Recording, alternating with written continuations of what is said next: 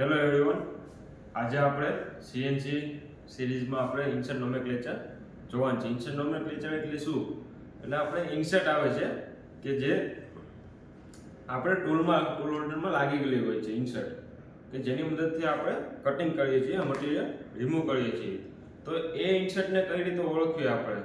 તો એના અલગ અલગ બોક્સ આવે છે, જેમ કે આ WNMG નું બોક્સ છે ઇન્સર્ટનું. આપણે તો એ રીતે અલગ અલગ બોક્સ આવે છે ઇન્સર્ટના, અને ઇન્સર્ટ દ્વારા આખા જે પણ મટીરિયલ હોય છે એને કટ કરે છે ઇન્સર્ટ. તો આપણે જોશું કે ઇન્સર્ટ નોમેનક્લેચર શું છે.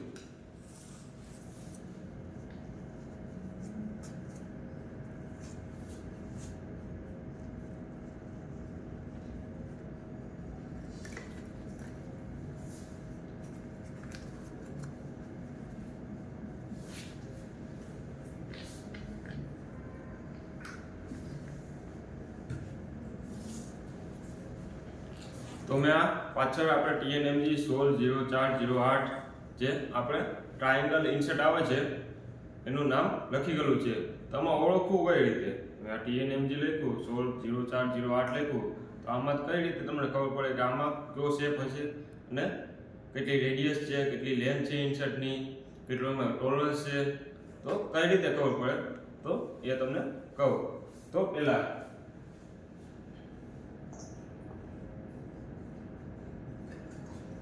T એટલે આપણે શેપ થાય. જે પણ પેલો ઇન્સર્ટ નો અક્ષર હશે એમાં T એટલે શેપ થાય. જેમ કે TNMG છે, CNMG છે, WNMG છે. તો એ રીતે જેમ કે TNMG છે, T એટલે શેપ, એટલે કયો ટ્રાયેંગલ આપણો શેપ થાય.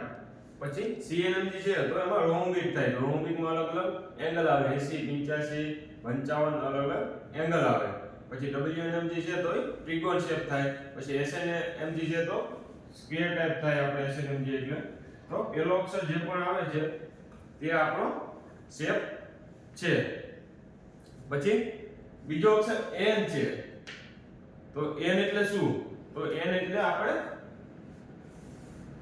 ક્લિયરન્સ એંગલ થાય છે.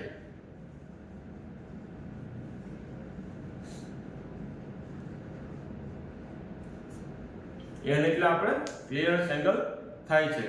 તો આપણે ખાલી ઇન્સર્ટમાં એ ઓળખવાનું છે, એટલે T એટલે શેપ થાય છે. એટલે T એટલે આપણે T ગોતવાનો આપણો લિસ્ટમાં કે T એટલે કયો શેપ થાય છે. એટલે બધા જેન્યુઅલી ખબર જ હોય છે કે T એટલે આપણે ટ્રાયેંગલ શેપ થાય છે. તો હવે N એટલે આપણે જે પણ આપણે ક્લિયરન્સ એંગલ કહીએ છીએ. તો આપણે જે પણ ઇન્સર્ટ હોય છે,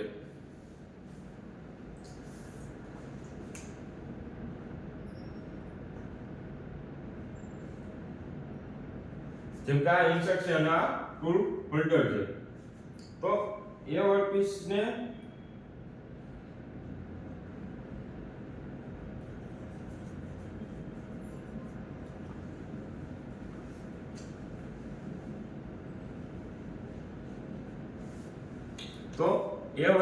ટચ કરે છે અને જે એંગલ બને છે ઇન્સર્ટની કટિંગ એજ અને વર્કપીસની વચ્ચે જે પણ એંગલ બને છે એને ક્લિયરન્સ એંગલ કહેવામાં આવે છે.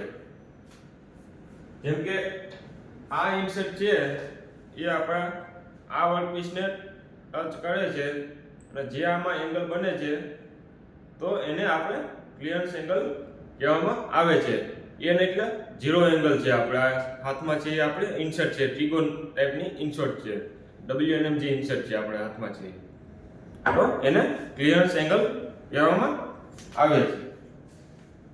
હવે ત્રીજો M છે. M એટલે શું થાય છે? તો M એટલે ટોલરન્સ ઓન સાઇઝ.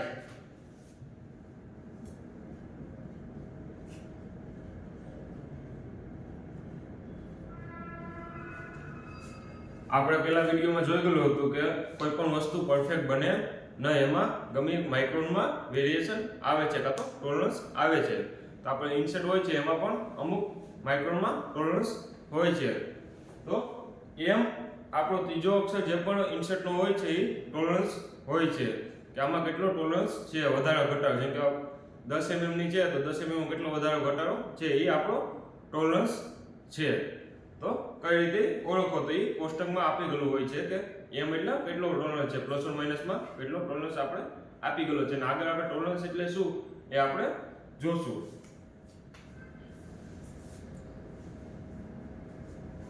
પછી ચોથું જી છે તો ક્લેમ્પિંગ ટાઈપ, તો કાં તો ઇન્સર્ટ ટાઈપ કાં તો ક્લેમ્પિંગ ટાઈપ.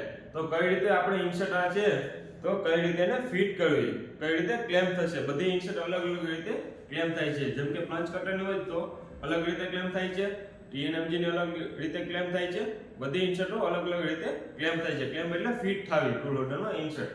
તો ચોથું છે ક્લેમ્પિંગ ટાઈપ.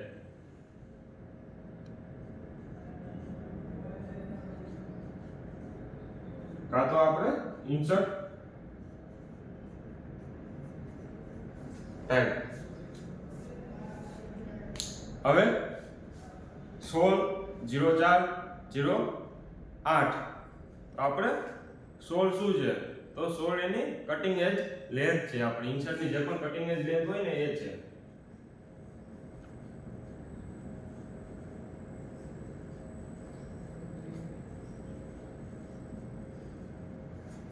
સોલ આપણી કટિંગ એજ લેન્થ છે. ઇન્સર્ટની કટિંગ એજ લેન્થ કેટલી છે તો એ 16 છે. 16 એટલે 1.6 mm. એટલે આ રીતે તમને દર્શાવેલું હોય TNMG 16/04/08 તો WNMG 16/08/04 તો 1.6 થાય mm. એ એની કટિંગ એજ લેન્થ છે આપણી ઇન્સર્ટની.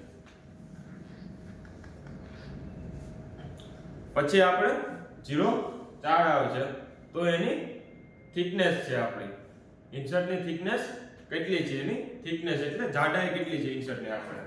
તો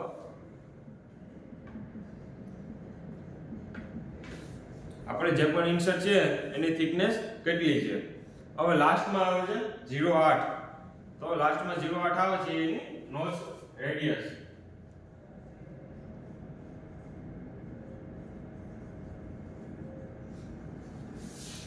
નોઝ રેડિયસ એટલે જ્યાંથી કટિંગ થાય છે ને ત્યાં આકાર આવી ગયેલો હોય છે. આ રીતે નોઝ આવી ગયેલો હોય છે, આકાર આવી ગયેલો હોય છે. આ રીતે આકાર હોય છે, પછી આ રીતે હોય છે બધામાં. આ રીતે હોય છે. પરફેક્ટ સ્ક્વેર ખૂણો ન હોય, એંગલનો સીધો 90 અંશનો ખૂણો ન હોય, અહીંયા રેડિયસ હોય છે થોડીક એવી, કારણ કે એ ખૂણો તૂટી જાય છે એટલે.